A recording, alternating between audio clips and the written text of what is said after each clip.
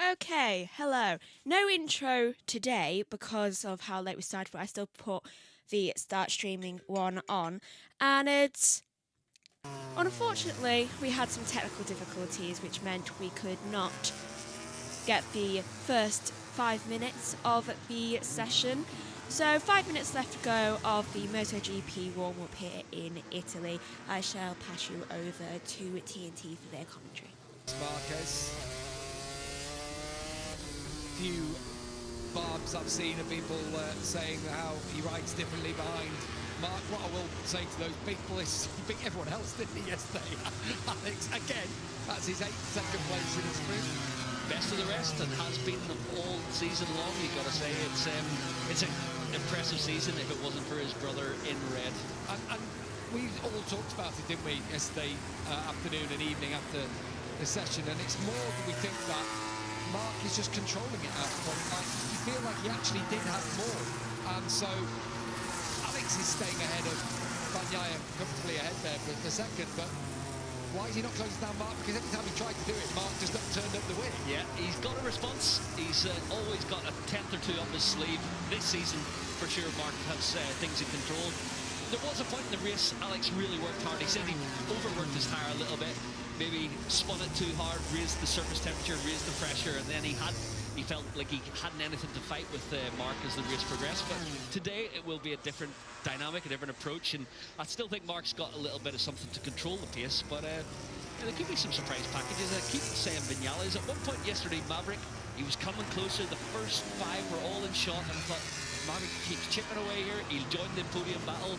Likewise, Bsky, if he gets a good start. Bsky was impressive without a front wing on the left side of the bike. So yeah, there's more people that could be in the fight today in the medium tyre race, I believe. I think Gian Antonio is another one of those. I think he's just looked better this weekend, and again, a lot of it will be down to the start. There was that clip between Maverick Vinales in the rear of Alex Marquez at the start, and that opened the door a little bit. But I think that Gian Antonio here could be one to keep an eye on today. Always gets on really well, and it looks like he has found some solutions to his front end. He was coming to the fore, wasn't he, later on in the sprint race yesterday? So in the longer format, just maybe. Yeah, seems fast, confident, happy. Weirdly, he has reverted back to the original aero body. Fabio seemed to be the one Ducati rider this weekend who was settled on the new aero package, debuted at the Aragon test. He had it on both bikes. This morning he's out on the old aero setup. So the only one they have painted. Maybe. I would doubt that would be the reasoning, but if it is, it would. Yeah, no, I don't think it would. No, I'm obviously kidding on that one. They would have, if the choice had been made to run the new one and they didn't have it, it would have been done overnight, or something would have happened, and have all the stickers ready to go as Marc Marquez goes to the top of the timesheets here. Yeah, the new design is Marc Marquez and Pecco Bagnaia as modern-day knights, and their bikes as their mechanical steeds. A little summary of we got a 2-page explanation from Ducati. Essentially, it celebrates Florence's legacy of beauty, power and ingenuity, with symbolism drawn from Leonardo da Vinci, Michelangelo and Machiavelli. There you are, Machiavelli and Gigi Dall'Igna in the same sentence in MotoGP. You've heard that before.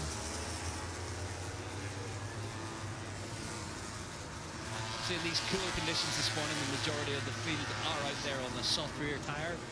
Could it be the temperature's not looking to get up there as high today? Yeah, I think the sun, when it breaks through, will change things, but it rained overnight. The rain, we were looking on the cars that had stayed here overnight in the car park, and it was dusty. You know, the rain has obviously brought a little bit of dirt onto it. I don't think it washed off all the rubber, but there was rain, and maybe just a little bit of something just to change the conditions here on race day. Yeah, we talked about it a little on Friday and Saturday. It could change the feeling, the grip that's available, all the work that has been done throughout the weekend. Something, if it goes away, obviously you've got a Moto3 and Moto2 race. We've had a Red Bull Rookies Cup race already this morning, so the track will rubber in by the time the lights go out at 2 p.m. Yeah, I'm clutching for anything here. But I do think we are going to get another head-to-head at least with the Marquez brothers and Bagnaia. I think that's nailed on. those three, they are starting once again across the front row of the grid. The challenge is hopefully from the second row with a good start and a clean getaway. But yeah, we've seen what could happen in the run to turn one, collisions, contact. Anything could change as you come out of up the hill out of San Donato. And it's those two, isn't it? The Gian Antonio Bezzecchi will be hoping to get involved. Maverick Vinales, another. Pedro Costa up on his hopes, but again, so much is going to be down to the start. Fabio Quartararo has just finished his session. I'm not quite sure he will be getting involved, but Yamaha on the straight is just, unfortunately, a blunted weapon for him. Much tighter than in Aragon. That's essentially what we're saying. Yeah, certainly the gaps across the top 10. It's closer. Mark had a significant advantage in Aragon. Here at Mugello, he has certainly got a card or two to play up his sleeve if need be, if the challenges come from Pecco, from Alex, from Maverick, from Digi, from Bezzecchi. But it just looks like Mark's in control. We see two red indicators here on his last flying lap. Soft rear tyre, medium front from Marc Marquez, but he is the man in command this weekend. Camino Albuquerque's another one coming forward. He's really built this weekend, and we know on Friday he was working towards the long race distance. He was looking at that fifth fastest in this session. So keep an eye on the rookie. Already has proven the depth of adapting to MotoGP this year. As Alex Marquez goes fourth across the line. Where's Bagnaia in this session? Down in 18th. Soft tyre though. For everyone pretty much out there, apart from Rins and Miller and Quartararo. So all the Yamahas have gone with the medium. Still pretty worrying for Bagnaia, you would say. I know it's only morning warm-up, it's 10 minutes of pretty much blowing out the cobwebs this morning, but usually overnight he looks at trying something in terms of modifying his setup, whether it's engine brake strategy, torque mapping, anti-wheelie, whatever it is. To be 9/10 of a second, almost a full second off Bezzecchi. Okay, the track's dirty and it's not the tyre he will race this afternoon, but it just seems a little below par. I've got a question for you as they practice their starts. I think I know the answer. Is there too much for a MotoGP rider going on the grid when they get ready for a start? Yeah, I do think there is a little too much going on when you pull up and you've got to get the front fork compressed to 100 mil a stroke, engage the little hook to hold it down, then you got to pull up, lower the rear of the bike, activate your launch control system, which is pretty much a limiter, and then it activates the torque model that will accelerate from 0 to 200 kilometers per hour as fast as possible with no wheelie, no wheel spin. And the rider has to do all these things in a process to make sure it's ready to go when the lights go out. So yeah, you can't forget something, you can make a mistake, a little error, the lower device won't engage, whatever it is, there's a little too much going on for my money. What we're going to do about it? Well, we got rid of the lower devices in 2027. I think we've got another season and a half to talk about our dislike of them. But they're not going anywhere anytime soon. And yeah, it is part and parcel right now. Still just moving that shoulder. Ligaments will all feel sore. A couple of paracetamol in later. Susan just rolling it through. Just be uncomfortable in there. But he didn't dislocate it. That's the important thing. Yeah. No, not at all. Not at all. Our eyes were deceiving us. Yeah, absolutely.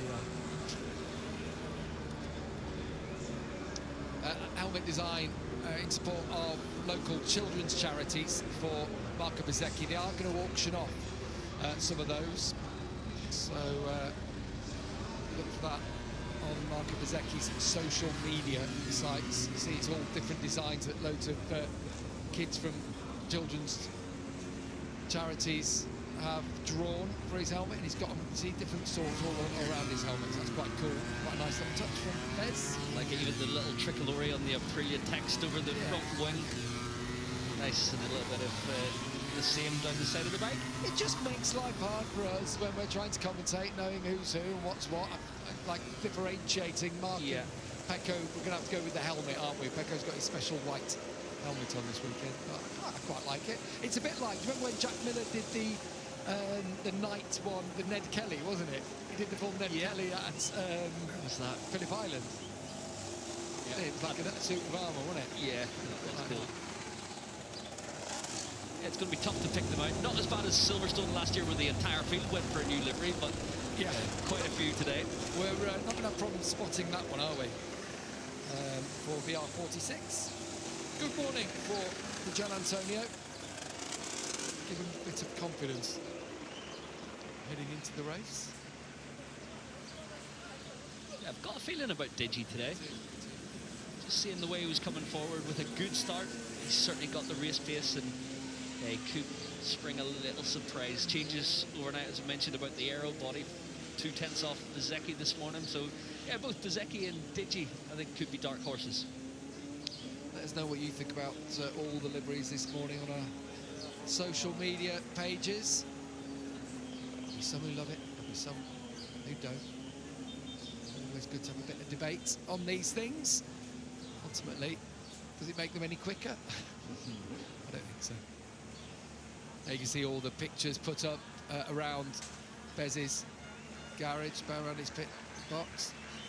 And they've all been put onto his helmet for the race day. Fastest in the session. He just needs to start, and I'm just not sure at the moment if the Aprilia getting off the line has what Ducati and KTM have. It actually doesn't. We know its launch device strategy hasn't a match for Aprilia, for KTM, sorry, for Ducati and KTM, but Aprilia are working on it. Right, so I'm going to take over from now on. That is the end of the session. And in regards to what we were saying about the liveries, I really like them all, especially the Ducati one. I think it looks really, like, aesthetically pleasing. Right, so top of this session is Bezzecchi with a 1:45.857, with Marc Marquez in second with a 1:45.951, and they're going to go to ad break. So in third is D'Antonio with a 1:46.061. Fourth is Alex Marquez. Morbidelli is in fifth. Sixth is Aldeguer. Costa is in seventh. Sarko is in eighth. Quartararo is in ninth. 10th is Bastianini. Oliveira is 11th. Vinales is in 12th. Had to turn my laptop back on. Binder is in 13th, Jack Miller is in 14th, Rins is in 15th. Oh, that's probably one of the best results he's had this weekend. Well, one of them. Ralph Fernandez is in 16th, Mir is in 17th, Nakagami is in 18th, 19th is Bagnaia. Obviously has not tried that much today. I'm guessing he's saving all his energy for the race. Ayagura is in 20th, 21st is Salvadori, and Chantra is in 22nd. Thank you for watching. Please come back for the rest of the motorbike related content on this channel today, as well as going over to the main JB Motorsports channel to look at everything that's going on today, including little bits from Alton and the touring cars, which Joshua is currently at. Thank you for watching. Goodbye.